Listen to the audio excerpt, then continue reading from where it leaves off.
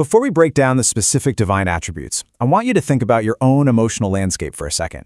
How do you normally handle universal struggles?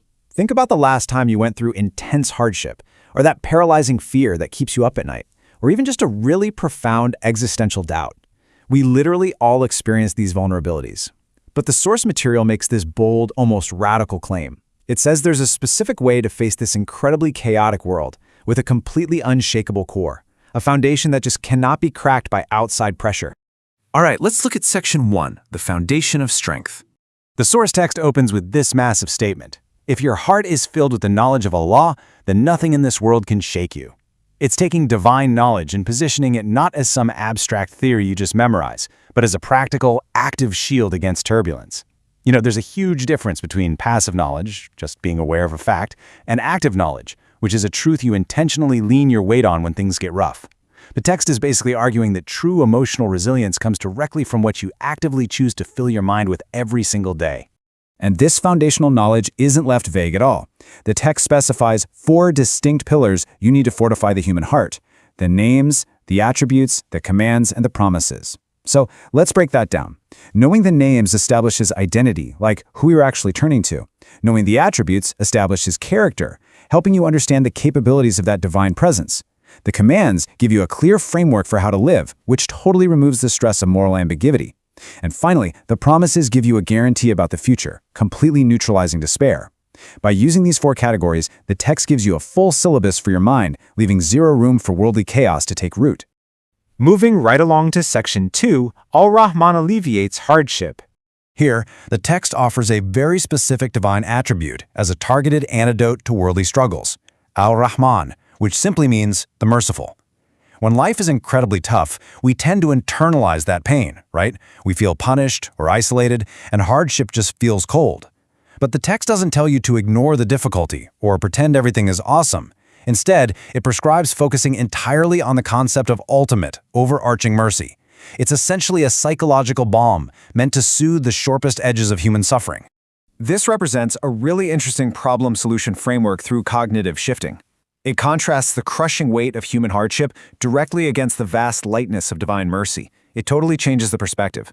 The hardship hasn't physically disappeared, the bills are still there, the grief is still real, but its psychological weight is offset by bringing this infinitely larger positive counterweight into the equation. It's balancing the scales with something way bigger than the pain itself. The source explicitly states that actively remembering this specific mercy is the precise mechanism that makes heavy burdens feel lighter. The crucial word here is remember. Right in the middle of a crisis, human nature makes us tunnel vision on the threat. Our brains are literally wired to focus on danger. So remembering a positive, divine force isn't just a natural reflex. It takes deliberate practice. It's a mental tool you have to actively pick up to change how heavy the hardship feels. Okay, Section 3. Al-Qawi conquers fear. Now the text introduces a new name, Al-Qawi, defined as the strong. Just like mercy was the antidote for hardship, ultimate strength is the counterweight meant to address our deepest anxieties. Think about where fear actually comes from. It almost always stems from feeling small or entirely unequipped to handle a looming threat. We look at a massive challenge and think, yeah, I am just not enough for this. The psychological relief here comes from understanding that you don't have to rely solely on your own limited resources. The text solves the problem of fear not by telling you to artificially puff yourself up, but by connecting you to an infinite external source of power. It totally removes that exhausting burden of having to be entirely self-sufficient. You don't have to be strong enough because you're tethered to the source of strength itself. According to the text, the ultimate solution to fear happens when you genuinely internalize that this immense strength is actively on your side. And the word fades is so deliberate here. It implies a natural dissipation, kind of like shadows retreating when you turn on a light. Once your conscious mind accepts that unconquerable strength is backing you, the physiological response of fear, it just loses its grip. All right, Section 4. Al-Haq banishes doubt. So here we arrive at Al-Haq, which translates directly to the ultimate truth. Honestly, doubt is probably one of the most pervasive modern struggles we face today. Whether it's career doubt, relationship doubt, or existential doubt, we live in a world of constant shifting sands. It's incredibly unsettling. The text positions this attribute as the absolute cure for all that uncertainty, acting as an immovable anchor when literally everything else feels subjective.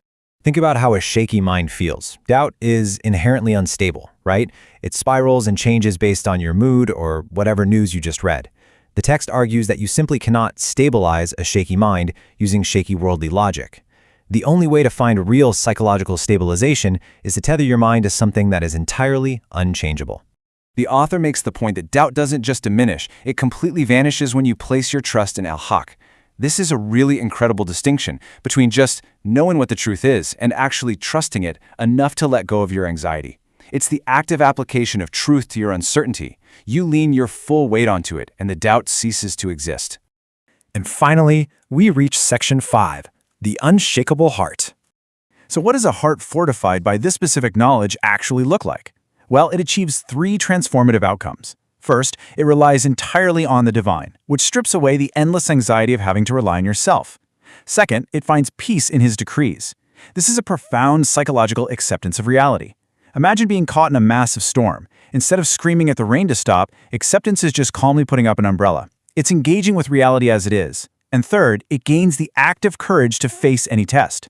It's a total system: internal reliance, mental peace, and external courage. This overarching promise places the responsibility firmly on the reader. Seek his knowledge, and you'll find a strength that no trial or enemy can overcome. Notice the emphasis on the word seek. This level of resilience isn't just a passive gift that drops into your lap. It is a reward for real intellectual and spiritual effort. It brings the whole framework full circle, proving that what you intentionally choose to fill your mind with is what ultimately dictates the strength of your heart. So to wrap up this explainer, I want to leave you with a question to reflect on. What do you rely on to fortify your own heart against the trials of the world? When the inevitable storms of hardship, fear, and doubt roll in, what is the ultimate truth you seek to keep yourself entirely unshakable?